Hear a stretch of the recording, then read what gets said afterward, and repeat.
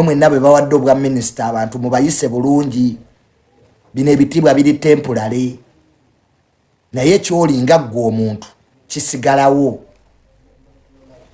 muyamba abantu oli minister abantu bakubira amasimu mugakwati kibinyo ku obwa minister nokyuse namba musigale n'emikwano gyammwe tokyusa mikwano kubanga ofuuse minister abo bennyini be bakwano be bajja okubeererawo leero speaker Anita Amongi ejali mikwano gye gisinga obungi jadduka dda abali bagenda ku nyumba yo okumugamba maama oli wakabi tebakyaliwo kikutegeeza ki ensimbi ate mu buli kyobanga okola put yourself first bane muve ku kusanyusa abantu be yourself abantu le mufune sente buli we mufuna obuyinza n'okyusa emikwano eje emikwano gy'ofunye emipya tegikwagala bala mwoyo omulaba bala mwabadde minister naye ng'asigadde mu bantu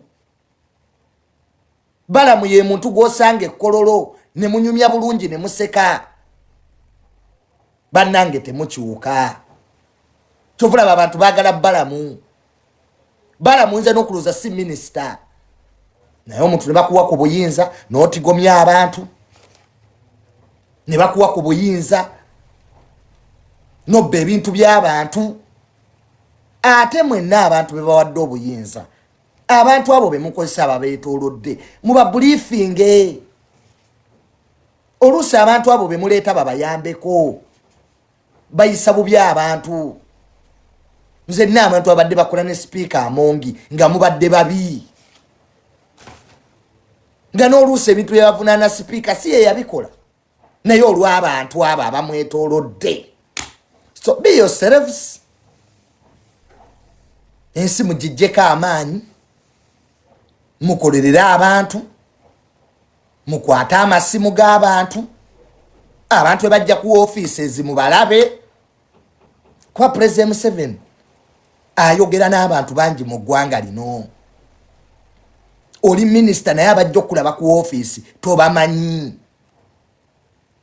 ebyo ebya appointment mubigirewo ddala buli munnayuganda nze bala mu kye mwagalako bw'ogenda ku office y'omulaba bonna abantu abalaba bala mwakwata bonna abantu abaza omulaba n'abateeka mu boardroom n'atandika omu ku omu gw'oyagala ki naye tubadde ne baminister wano nga tebagambwako minister ne bakuwa amagye n'olowooza ensogi maze President Museveni si mwangu okugoba layisi babawadde obwa minister ne mu myaka 2 bajjira kubagoba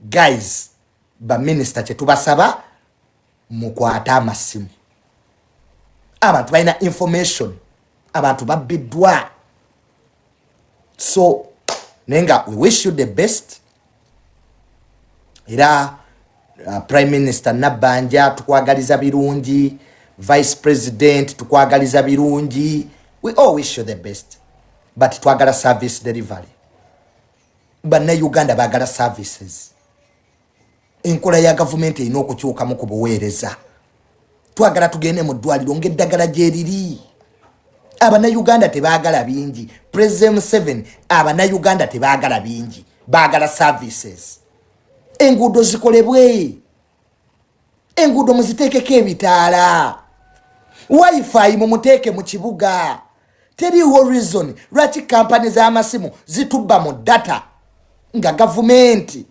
esobola okukwata wifi ekibuga kyonna Kampala kibeereko wifi ow'obwereere kwakati ensi yonna etambulira ku intaneti ne kampani z'amasimu zitubbye olwa data